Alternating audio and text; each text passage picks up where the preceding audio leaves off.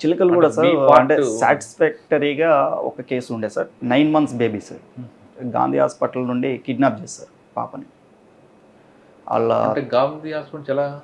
గాంధీ హాస్పిటల్‌లో సార్ వాళ్ళ మదరు, వాళ్ళ గ్రాండ్ మదర్ ఇద్దరు కూడా పాప ట్రీట్మెంట్ కోసం వస్తారు. వాళ్ళ నేపథ్యం వచ్చేసి నిజామాబాద్ నియర్ బై విలేజెస్‌లో వాచ్‌మెన్‌గా పనిచేస్తుంటారు. చాలా పూర్ ఫ్యామిలీ నుండి ఉన్నారు. వాళ్ళు గాంధీ హాస్పిటల్ పాపకి ప్రాబ్లం ఉంటే వచ్చారు. వచ్చిన తర్వాత ఒక లేడీ అండ్ ఒక ముసలాయన ఇద్దరు కూడా ఈ పాప దగ్గర తిరగడం, తల్లి దగ్గర. ఈవినింగ్ అయిన తర్వాత వాళ్ళ పాప వాళ్ళ తల్లికి వాళ్ళ అమ్మమ్మకి కళ్ళు తాగిపించారు. కళ్ళు తాగిపించి వీళ్ళు పడుకున్న తర్వాత అర్ధరాత్రి 2 ఆ టైంలో పాపను తీసుకొని వాళ్ళిద్దరు వెళ్ళిపోతారు. మనకి అందులో దొరికిన ఒక ఫోన్ నెంబర్ని ట్రేస్ చేసుకుంటూ దాదాపు కర్నూలు, కడప, అనంతపురం ఈ 3 డిస్ట్రిక్ట్స్ జల్లెడ బట్టి వారం రోజులు పట్టినట్టు ఉంది సార్. దగ్గర దగ్గర వారానికి మనం డిటెక్ట్ చేయడం జరిగింది సార్. ఇదన్నీ కూడా ఈ అఫెన్స్ సార్ ఎవరైతే అఫెండర్ ఉన్నారో వాళ్ళ హస్బెండ్కి ఒక అబద్ధం చెప్పడం వలన కిడ్నాప్ చేయాల్సి వచ్చింది సార్. ఎలా? తను పుట్టింటికి వెళ్తుంది సార్. వెళ్ళేటప్పుడు మిస్క్యారీ అవుతుంది. ఆ విషయాన్ని హస్బెండ్కి చెప్పకుండా దాచిపెట్టి ఇప్పుడు 9 months వచ్చింది, డెలివరీ అయింది, పాప పుట్టింది అని చెప్పేసి 3 months దాకా చేసుకొస్తారు. తర్వాత ఇంటికి వెళ్ళాలంటే పాప ఉండాలి. పాప ఉండాలి. యాక్చువల్గా వాళ్ళిద్దరిది లవ్ మ్యారేజ్. అతని ఏడికి రావడం భార్యాభర్తలు ఇద్దరిది కూడా లవ్ మ్యారేజ్. ఎవరైతే అఫెండర్ ఉన్నారో ఆమెది. అతను కర్నూలు, అతను ఈమెమో యాదగిరిగుట్ట దగ్గర విలేజ్. లవ్ మ్యారేజ్ అవ్వడంతో అతను ఇక్కడికి వచ్చేటోడు కాదు, ఆమె అక్కడ ఉంటుండే కర్నూలులో. హస్బెండ్కి ఈ విషయం చెప్పకపోవడం వలన పాప పుట్టింది, పెరిగింది అని చెప్పడం వలన మళ్ళీ హస్బెండ్ దగ్గరికి వెళ్ళాలంటే పాప కావాలి. కానీ ఈ 9 నెలలు ఆ హస్బెండ్ రాలేదు ఇక్కడికి? 9 నెలలు అంటే 4 months సార్. డెలివరీ కన్నా ముందు రాలేదా ఆయన? రాలేదు సార్. అంటే లవ్ మ్యారేజ్ కదా, ఓన్లీ ఫోన్లోనే కమ్యూనికేషన్ ఉంటుండే. రాలేదు. తర్వాత ఇక బేబీని తీసుకొని మళ్ళీ ఇంటికి వెళ్ళాలి, బేబీ కావాలి అంటే ఒక అబద్ధాన్ని కప్పిపుచ్చడం మరో అబద్ధం. ఒక అబద్ధం కావాలి. తను కొన్ని చోట్ల ట్రై చేసింది సార్ బాగానే, ఇది బేబీ ఏమన్నా అడాప్షన్కి దొరుకుతుందని. దొరకపోయేసరికి తనకున్న సోర్స్ తోటి కర్నూలులో తర్వాత చుట్టుపక్కల విలేజెస్లో కొందరితోటి అసోసియేట్ అవుతుంది బేబీని వెతికే టైంలో. అక్కడెక్కడ దొరకపోయేసరికి గాంధీ హాస్పిటల్లో చిన్నపిల్లలు ఉంటారు, వాళ్ళని ఎత్తుకెళ్దామని పన్నాగం పడి వచ్చి కిడ్నాప్ చేసి ఇక ఎవరిదైతే కమ్యూనికేషన్ ఉందో వాళ్ళందరినీ కట్ చేసుకుంటూ లాస్ట్కి హస్బెండ్ దగ్గరికి వెళ్ళిపోతుంది. అచ్చా, పాపని తీసుకొని. మీకు లీడ్ ఎక్కడి నుంచి వచ్చింది? ఒక నెంబర్తో తీసుకొని వెళ్ళాం. అది ఎవరిది? అది ఎవరైతే తనతో పాటు ఉన్నటువంటి ఒక ముసలతంది. వీళ్ళందరికి కూడా మాకు యజమానులు ఉన్నారు, వాళ్ళకి పాప కావాలి, మనం చూసిస్తే మనకు కూడా ఏమన్నా ఇస్తారు అని చెప్పేసి వీళ్ళందరికీ అబద్ధాలు చెప్పి ఇలా చేసి వాళ్ళని కూడా క్రైమ్లో పార్ట్ చేస్తుంది. సరే, మీరు ఆ లీడ్ తీసుకొని కర్నూలు వెళ్తారు. కర్నూలు ఆమె ఏమన్నా ఇచ్చిందా, భయపడిందా?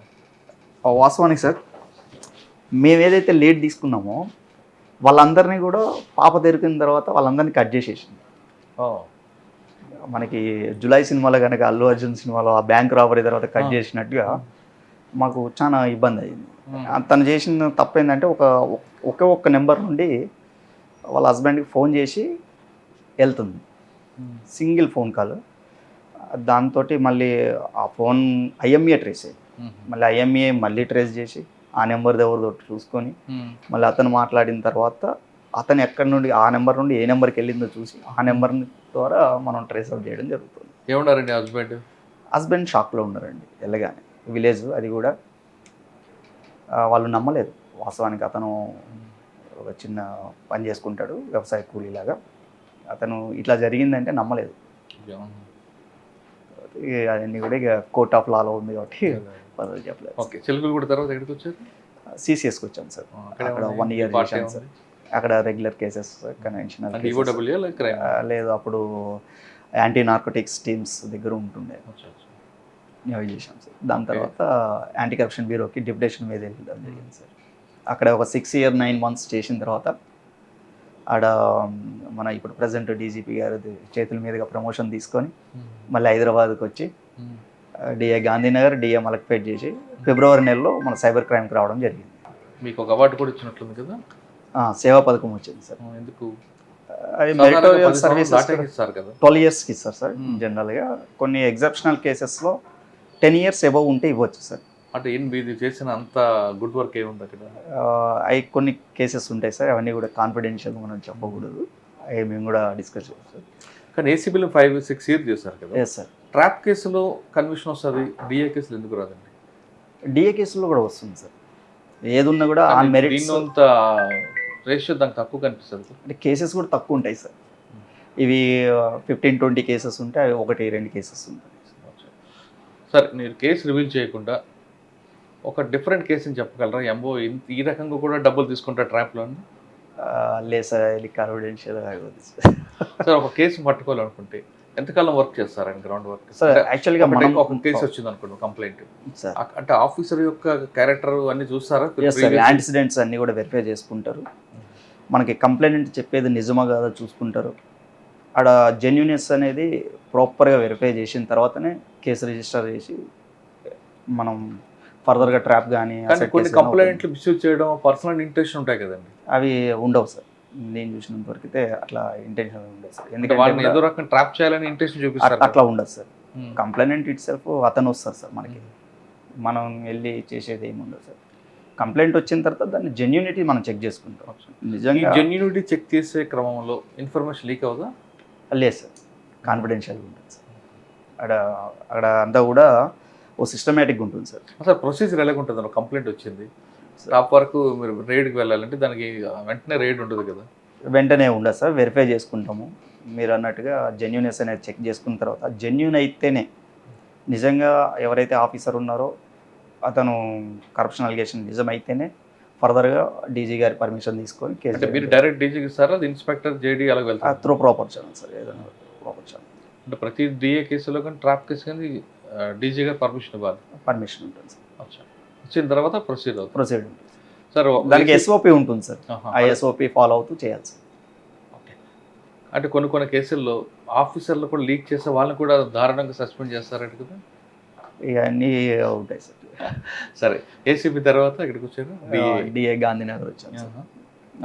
గాంధీనగర్ 5.5 months చేయడం జరిగింది సార్. దాని తర్వాత డిఏ మలక్పేట 9 months చేశాం సార్. తర్వాత సైబర్ క్రైమ్కి వచ్చి ఈ 9 months 6 months ఏం లేవా మనకి గుర్తున్నవి? మనకి మలక్పేటలో అయినాయి సార్. మనకి బిగ్సీ ఉంటుంది దిల్షునగర్లో, ఒక బ్లూటూత్ అని చెప్పేసి ఒక అఫెండర్ ఉంటాడు. బ్లూటూత్ అతని పేరు బ్లూటూత్. అతను ఏం చేస్తాడంటే, ఏదైతే షట్టర్ చూసుకుంటాడో చిన్న హోల్ వేసేసుకొని లోపలికి వెళ్ళిపోయి, అతనికి ఫోన్లు మీద బాగా మోజ్ అనమాట, ఫోన్లు వాడాలి అని. షట్టర్ లిఫ్ట్ చేసా లేదంటే హోల్ వేస్తాడు, షట్టర్ హోల్ దీనికి సైడ్ గోడకి హోల్ వేసేసుకొని అబ్జర్వ్ చేసి హోల్ వేసుకొని ఒకడే సింగిల్ ఒకడే వెళ్తాడు, ఫోన్లు వాడుకుంటాడు అంతే. తొందరగా ఏమంటే మాకు లక్కీగా ఫింగర్ ప్రింట్స్ రావడం జరిగింది. ఫర్దర్గా లీడ్స్ తోటి మన పోలీస్ ఇంటెలిజెన్స్ తోటి వితిన్ 24 hours. కానీ బ్లూటూత్ అని పేరు ఎందుకు వచ్చింది? ఎక్కువ ఈ డివైజెస్కి అతను బాగా కనెక్ట్ అవుతాడు కాబట్టి అతన్ని కో అక్యూజ్డ్స్ అంటాం సార్, మనం జైల్లో పార్ట్నర్స్ వాళ్ళందరికీ ఆ పేరు పెట్టారట. అది భలే ఉండదు సార్. ప్రజెంట్ జైల్లో ఉండదు సార్. తర్వాత హైదరాబాద్ సిసిఎస్ మనకు సైబర్ క్రైమ్. మీరు trending crime, sorry traditional crime, white colour friend చూస్తుంటారు, ఇది అంత డిఫరెంట్ క్రైమ్. Yes sir. ఇక్కడ రాగానే మీకు వచ్చిన ఛాలెంజ్ ఏంటి? ఇక్కడ సార్ మనకి రెగ్యులర్ దాంట్లో అఫెండర్ ఎవరు అనేది తెలుస్తుంది, ఆ టార్గెట్ బేస్ చేసుకొని అఫెన్స్ మనకి ఏదైతే కంప్లైంట్ చూసుకుని వెళ్తారు, కంప్లైంట్ బేస్ చేసుకొని ఆ కంటెంట్స్ దగ్గర ఎవిడెన్స్ అన్ని కలెక్ట్ చేసుకొని దాని ప్రకారం మనం అక్యూజ్ని ఫిక్సప్ చేసి తర్వాతగా క్రైమ్ ఎస్టాబ్లిష్ చేసి అరెస్ట్ చేసుకోవడం ఇలాంటివి జరుగుతుంది. ఇక సైబర్ క్రైమ్కి వచ్చే సార్, మనకు ఒక అకౌంట్ నెంబర్, వాట్సాప్ నెంబర్, ఒక ఫోన్ నెంబర్, ఒక లింక్, ఇవి తప్ప వేరే లీడ్స్ ఉండవు. వీటిని బేస్ చేసుకొని మనం అంత టెక్నాలజీ బేస్ చేసుకొని వాడిని మనం అఫెండర్ని ట్రై చేయాల్సి ఉంటుంది సార్. ఇది లేయర్ వైజ్గా ఉంటుంది సార్. అఫెండర్స్ కూడా స్ట్రైట్ ఫార్వర్డ్గా మనకి ఉండరు. ఫస్ట్ మ్యూల్ అకౌంట్ హోల్డర్స్, తర్వాత ఆర్గనైజర్స్, సప్లయర్స్, ఈ లెవెల్లో ఉంటుంది సార్. ఇది మనం పట్టుకోవడం అనేది కొద్దిగా ఛాలెంజింగ్. వీటిని కంట్రోల్ చేయాలంటే సార్ మెయిన్గా మనకి సిపి గారు సజ్జనర్ సార్ వచ్చిన తర్వాత డోర్ టు డోర్ ప్రోగ్రామ్ అనేది కండక్ట్ చేయడం జరిగింది సార్. అది మేము డిఏగా ఉన్నప్పుడు కూడా చేశాం సార్. వాటి యొక్క రిజల్ట్ అనేది ఈ లాస్ట్ ఇయర్ 2025తో పోల్చుకుంటే 2026లో ఇన్వెస్ట్మెంట్ ఫ్రాడ్స్ లాస్ అయిన అమౌంట్స్ చాలా తగ్గుతూ వచ్చాయి, చాలా వరకు తగ్గాయి. డిజిటల్ అరెస్ట్లు అయితే ఒక 80-90% తగ్గిపోయిందని చెప్పొచ్చు. ఇక మిగతావి ఇన్వెస్ట్మెంట్ ఫ్రాడ్స్ అనేది తమరు అన్నట్టుగా ఏదైతే మనిషిలో కొద్దిగా అత్యాశ ఉంటుంది, తెలిసి తెలియని తనంతో అత్యాశ ఉంటుందన్నమాట. ట్రేడింగ్ అనగానే ఓ డీమ్యాట్ అకౌంట్ తీసుకోవాలి, సెబీ రిజిస్టర్డ్ ప్లాట్ఫామ్స్ ద్వారా ట్రేడింగ్ చేయాలి అనేది తెలియదు చాలామందికి. ఫేస్బుక్లో లేదంటే ఇన్స్టాగ్రామ్లో రీల్స్ చూసే టైంలో ఒక క్లిప్ లాగా వస్తుంది, మీరు ఇంత ఇన్వెస్ట్ చేయండి, ఇట్లాంటి గైడెన్స్ మేము ఇస్తాము, వెబినార్స్ కండక్ట్ చేస్తాం, ఇటువంటివన్నీ వీళ్ళు అట్రాక్ట్ అవుతారు. నిజం అనుకొని తెలియని తనం వల్ల నిజం అనుకుంటారు. అరే నిజంగానే మనం ఒక 10,000 20,000 పెడితే 30,000 40,000 అట్లా లాభం, డబుల్ లాభం వస్తుంది అనేసరికి వీళ్ళు ఆశపడేది నొక్కడము,